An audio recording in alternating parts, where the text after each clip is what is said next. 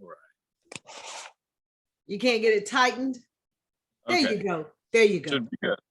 All right, you're a little bit in the shade, but it's okay. Okay. So this Sorry, is we're kind of the situation we're at right now. So I understand. I have all the lights and stuff around here.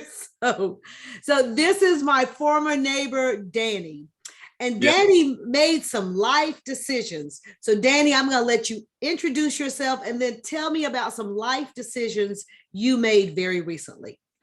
Well, recently as far as when we last spoke and when I left off, I suppose. So I'm Dan. I met Charlotte through our old neighborhood. She was my lovely neighbor, full of wonderful conversation, wonderful advice as well. But yeah, like throughout life, I'd kind of, lean on hers, just kind of like the unbiased opinion as to like, hey, how can I do things? How can I change things up? And, I thought it was really cool because, she did have a lot of insight and a lot of help with everything I was going to. So long story short, all of that advice accumulated into what became now. And right now I am somebody who has taken on van life and made a decision to quit my job and chase my dreams. So something really simple. Actually, it really wasn't that simple. She knows I kind of stressed like crazy as far as, getting things organized, ready for this jump that I did. So, I had a typical job working 50, 60 hours a week, working twice as hard for half as much. And then I got to a point where I was like, you know what? I'm going to do this my own way. I'm ready to take on whatever challenges and hurdles that I'm going to put myself into. So I decided to quit, hop in a van, build it out. And then now I'm up in North Carolina trying to chase my dream of painting motorcycles and helmets. So, all right. Art in general. So you heard that he's in the beginning of getting his business up and running, painting motorcycles and what else? And just helmets. Like, yeah, keeping it simple. But the door is open for any kind of outlet that I can put into. So, but yeah, I'm out here trying my hardest, for myself and kind of live with purpose instead of just keeping my head down and following orders, if that makes sense. Yeah. It does. So I remember one particular weekend, you went away to a motorcycle convention or something like that. And we had, numerous discussions about life and, propelling oneself forward, not living in the calculations of others, things like that. And you came back and all of a sudden you were a totally different person. So can you tell me about that? What happened that weekend that caused you to see your future just a little differently?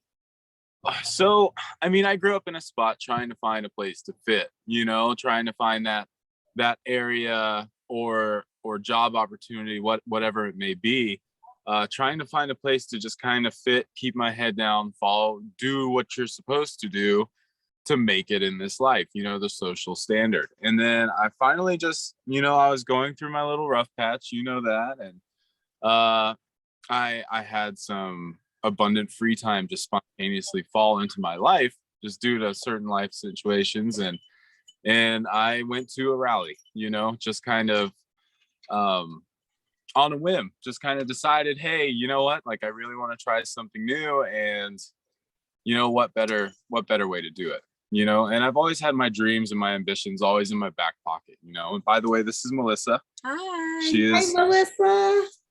Nice to finally see a face. Right. Back to what it was is I went to this rally just kind of, I need to give myself a break. I need to give my head a break. I need to put down all walls and guards. I need to forget everything that I've learned and just open up this door to allow whatever opportunities that I can gain from this experience enter my life. And not only did I find the sense of belonging and the sense of creative freedom throughout this entire community, not only that, it's just with all of these different businesses deriving out of this community, everybody's so supportive. And you go into the the standard typical everyday world and everybody's out to cut your throat. It's dog eat dog out there, but this community is so supportive. So it was like, well, I'm sitting on a pot of gold of talents, and I really want to extend this, and see where it goes from there, because I've had my body shop experience. I've had my mechanical experience. I've loved my motorcycles for as long as I could. And, finally going to that rally was just the breakthrough that it was more of like the acceptance that I kind of needed, that everything you've been sitting on and holding on to is accepted. Right. No matter, like, even if your surrounding circle doesn't think it is, so I kind of picked myself up out of the typical garden that I was in with my friends and my standard everyday living. And I put myself in a different environment, and that environment helped me bloom to an extent. And coincidentally enough, serendipitously, but for some reason, I still think, she made the first move, but I was lucky enough to meet Melissa at this rally. And, that goes to show that, like, also too, with the way our relationship has kind of like grown, it just takes effort, and if it doesn't seem like a lot at first, the more genuine you are about it, the more actual, like, sustainable, like, motive that you have, for whatever it is that you're doing. It's possible as long as you're taking the steps to get there. I mean, the steps we had to take to get to know each other. I mean, we went from being complete strangers to just two goofballs that like to giggle and spores that we. So, yeah. So let me ask you this. You made some very specific decisions. Yeah. You changed, left your job. You didn't do I'm going to keep my job, get an apartment.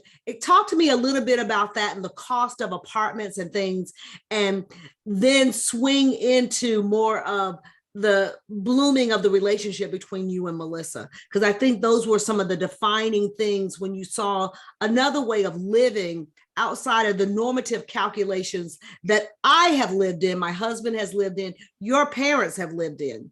You Right. saw a different way of doing it.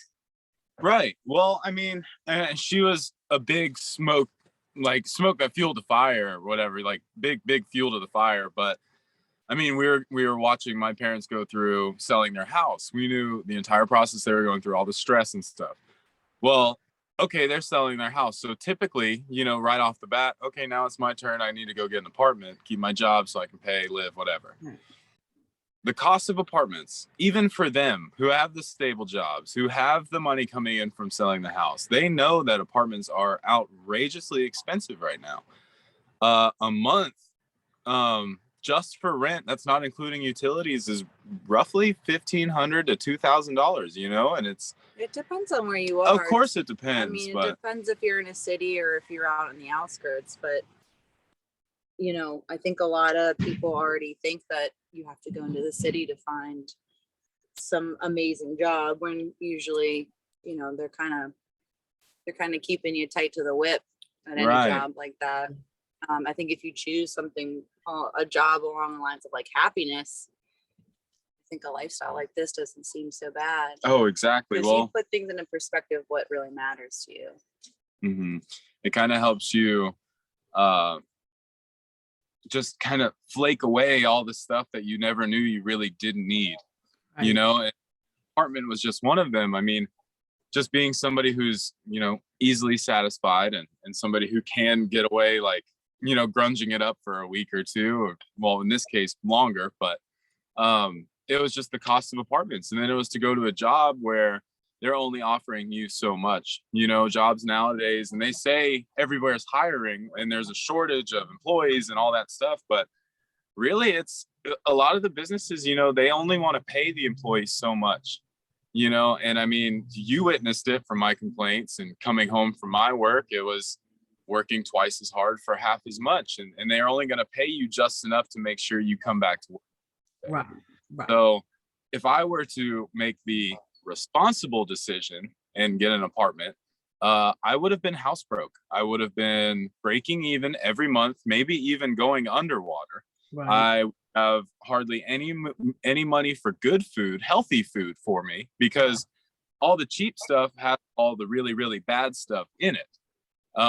You know, so like with this lifestyle change, I was able to sacrifice the money pit, which is the social standard of living as far as an apartment, and be able to fuel that money into myself, but also into my business as well, because of how expensive something like that is. Mhm. And that's the roof over my head where I can invest in my business, which is actually an investment that grows.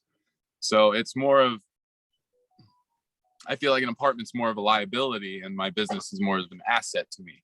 And being able to sacrifice ham sandwiches for a week, so for steak for a lifetime, you know, it makes living in the van a little bit more peaceful and comfortable. I think really. if you really want a goal though, like I went into my van because I needed to I wanted to travel. Mm-hmm. I was shutting down my business where I was in California and I knew I wanted to buy property, but there was no way for me to get ahead in saving. Not in California. Not, yeah, that's for sure. But California's, I mean, obviously everybody knows that about it, but you know, cost of, I mean, my job that I was doing there too, I made a lot more money. So Right. I was even the same over here as I was over there. So it all evened out. But you know, rent, I mean, yeah, there was no way anybody really could get ahead or Right. or even have some savings on top of my car maintenance, on top of every other bill that I have to have. I mean, shoot, even groceries nowadays. You know, the price of groceries, if we're looking in different generations and decades throughout history, I mean, you can't go to a grocery store and spend less than $60, you know, and that's for maybe what, 3 or 4 days, Yeah. maybe 5. I If don't you're know. pushing it, rationing out. I mean, you figure it out pretty quickly when you are living pretty minimalistic on. mhm. Right. Yeah, for example, I purchased toothpaste this week, and there was a time with my coupons and stuff, I could get it for under $5, $7 Yep. for something that when I was a kid was, you know, maybe 99 cents. I'm dating myself, I know, but it was much cheaper. And I go and I look at, you go to the grocery store and you have one little plastic bag of something and you've paid $78. Mm-hmm. So you both made some decisions that I think are very key for people to hear. You chose not to live within the calculations of the system that is preset for us. Mm-hmm. And what changes did you make? I know Danny went from one weekend having a car to having a van that had handicap stuff on it. And I was like, he's not handicapped. So tell me a little bit about that journey and how it is you're both living, and I think you've made wonderful decisions. I think you make the future of where this country is going look good, because that means you don't fall into the system. You created a new system that everyone else has to fall in line with. Right. It's just we're breeding out so many seeds for this garden, but the garden's so old fashioned that these new seeds can't grow in it properly. Right. You know, so we have to create our own garden, you know, in the most metaphorical little phrase that I could think of. But going back to your question and for the answer, as far as changes and decisions and everything, like the biggest one, the most important, the one that's going to tip everything over is, how bad do you want it? And what are you willing to do to get there? I mean, you see on YouTube all the banners, you know, they have these $45,000-$60,000 vans that they have like all souped up. And for the people in their situation, that's completely acceptable. Yeah, if you have, I mean, there are plenty of people I think we run into. I mean, I've been in mine almost 3 years, where, you know, maybe they had a home and, you know, they could afford a schoolie or like a school bus or an ambulance or something bigger that they can build out a little bit more. You know, so I mean, for me and for Daniel, I mean, both of our, you know, money situations with, if we had to sell something, or I sold a bunch of things to pay for my van outright.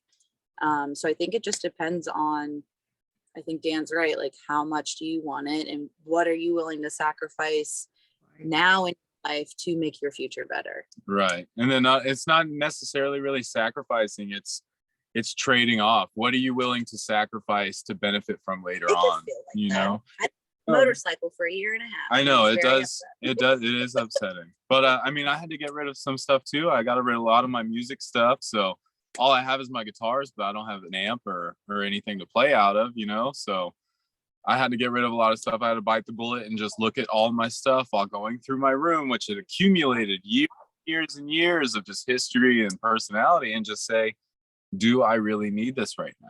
You Right. know, I think in the world, it's really just kind of like what I said, just how bad do you really want it? And if, you know, you're scared to make the jump, that's okay. But if you're scared to the point where you never make that jump, you never really wanted it in the first place.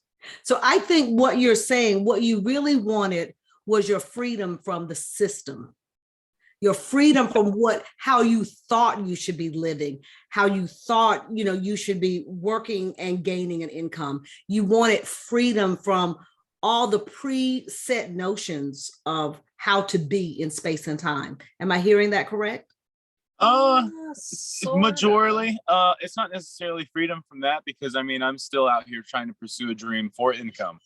It's the ham sandwiches for a week for steak for a lifetime metaphor. But really, it's not necessarily really kind of chasing freedom from something. Right. It's more freedom for something. Right. So I did it to chase the freedom, to give me room to grow, to become who I am instead of just another name tag on a shirt. Does that make sense? And I mean, of course, this is just my view. Everybody's view is going to be different, but yeah, it wasn't freedom. I was never running from something. Okay. I did because I'm running towards something, running towards my dreams. But what am I willing to sacrifice to make those dreams happen? Not saying I can't, but how can I? Yeah, but I think both of us saw that societal calculated system, how society wants you to work your 9 to 5, work 60 hours a week, whatever, 80 hours a week, and then you got to pay for an apartment, you got to pay for all this stuff, right? Health insurance. That's not, I'm never going to get ahead from that. I'm never going to truly figure out what I really want. Well, I knew what I wanted, but I knew that living that system wasn't going to get it for me. Right. So saying I want to travel and I wanted to save money and I wanted to do all these things, the van was such a good choice for me. And, you know, Dan's trying to chase this same dream. We're both working. We both have, like, you know, killer jobs. I mean, we're not trying to, I guess, fall out of the system. We still want to be contributive to society. He's happy with it. Right. And just, we kind of had to adjust it so we could grow the way we needed to. I mean, both of us, like we said, you can only work that same rubric, you know, like feeling like you're just a piece of an assembly line for so long, you know. So it was really eye-opening for me too, as soon as I got out here, because it took me like maybe a month to get used to everything, but like set and it's like, I don't think I could go back to normal life for a while, you know. Like, I really don't. It's just never be the same. And so let me make an observation. When I would converse with you, when I would go halfway across the yard and we would talk, I don't think you realized you always talk like this. And your head is square. You seem as if you're proud of what you did. You kind of hung your head a little bit and you would say, well, you're not doing any of that. There's an inner confidence from what you've done in your own life, not what someone did for you, anything like that. There's an inner confidence that is coming through. You know, I'm a pastor. I read body language, everything. So you would be like, well, I'm thinking, and you said, well, let me think about that. And your head was always tilted. Your head is centered now. That means that everything is coming into alignment as it should be, because you're not living in what was oppressive for you. Right. The job and the expectation of this, that oppressive side isn't there, and you're able to square your shoulders and hold your head up. So I wanted to tell you, I'm making that observation that just your body language has totally changed. Thank you, Melissa. Thank you. Well, I said to him too, you know, I was kind of watching him do what he was going to do. I mean, I was always there to support him. I wasn't going to hold his hand because I knew he could do it. She was the Randy Jackson to my whole thing. You know, act is judging. Yeah. Well, let's see what happens. No, I can't. Again, nobody's gonna, you'll never learn Right. anything from anybody holding like. That's your true hand. too. And like the only person that's ever gonna help me out is myself. So like Yeah.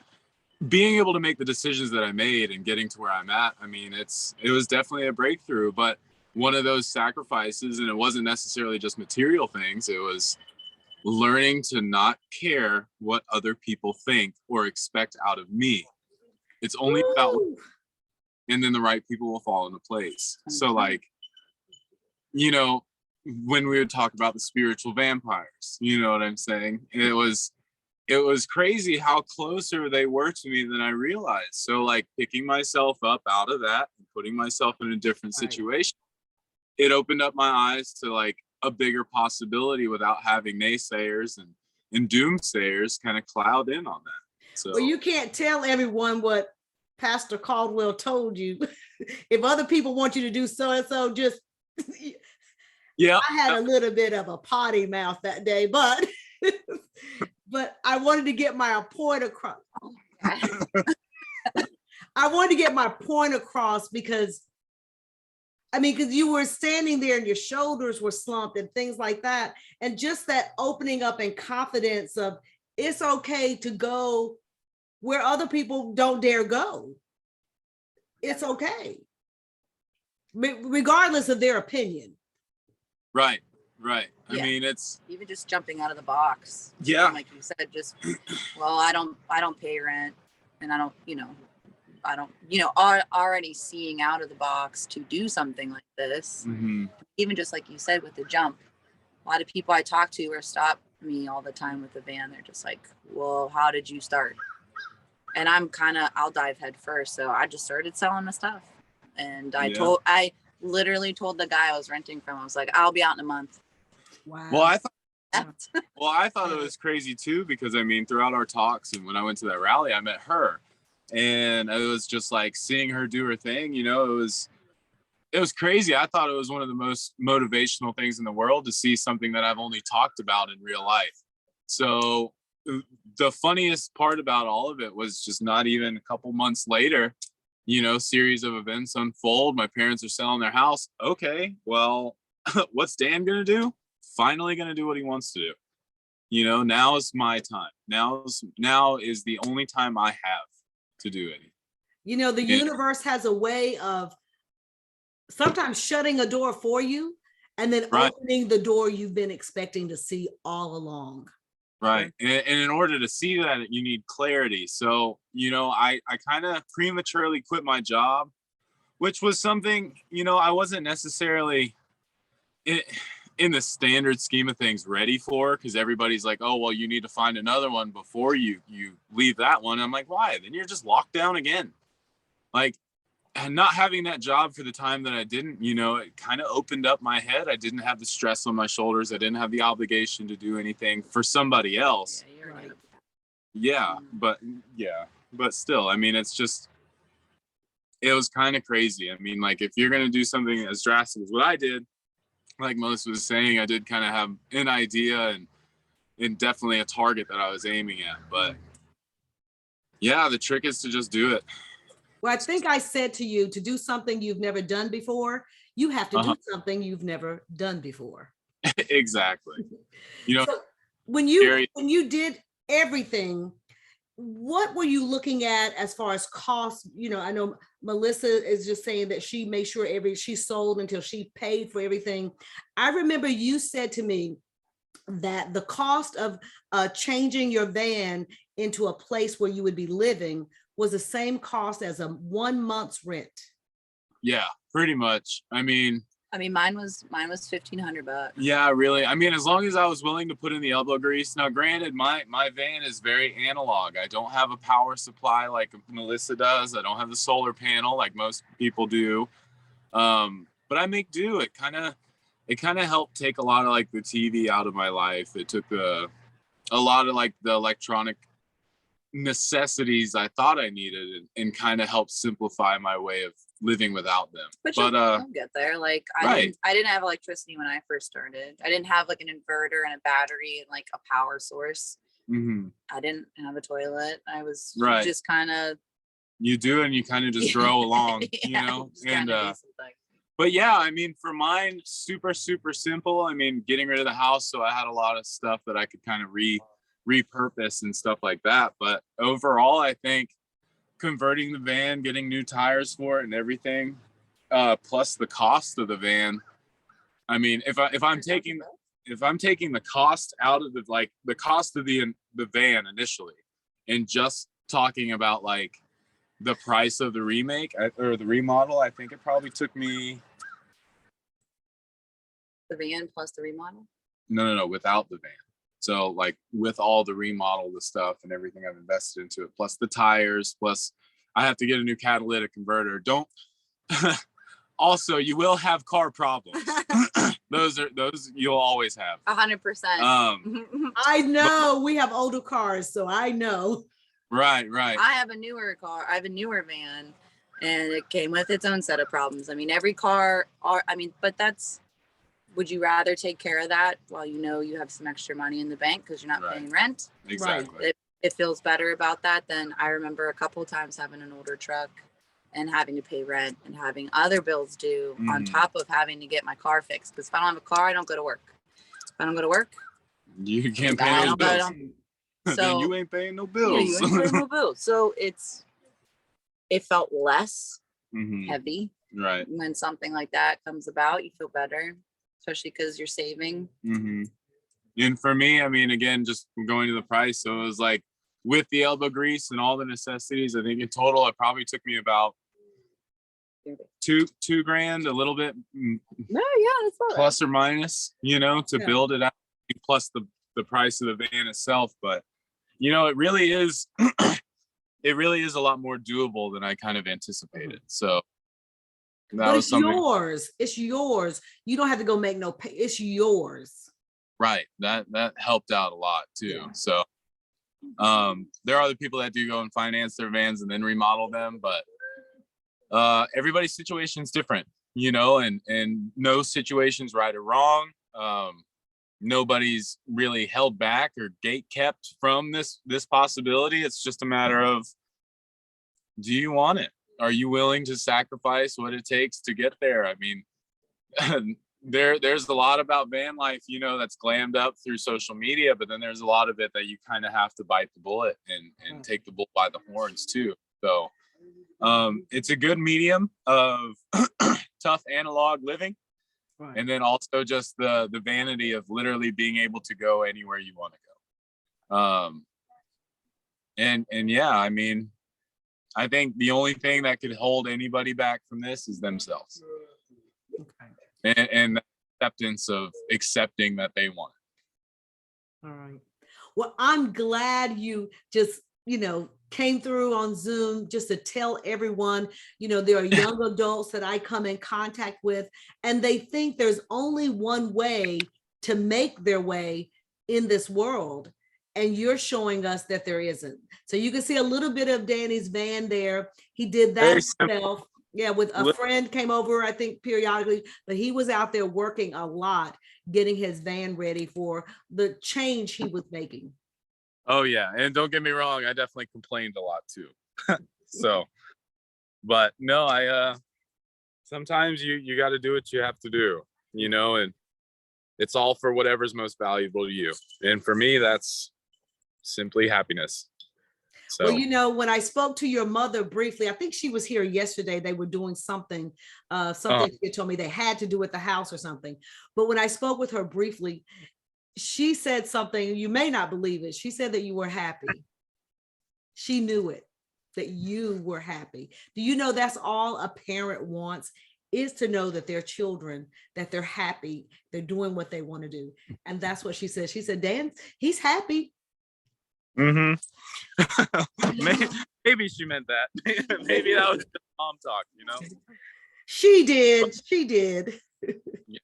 So it's been good. It's been nice. But thank you for having us on this Zoom call. I hope we help whoever needs to hear it. We're gonna get back to our camping trip, but All right. it was You two take very good care of each other of course because you live in the greatest state, you know, in the country, North Carolina.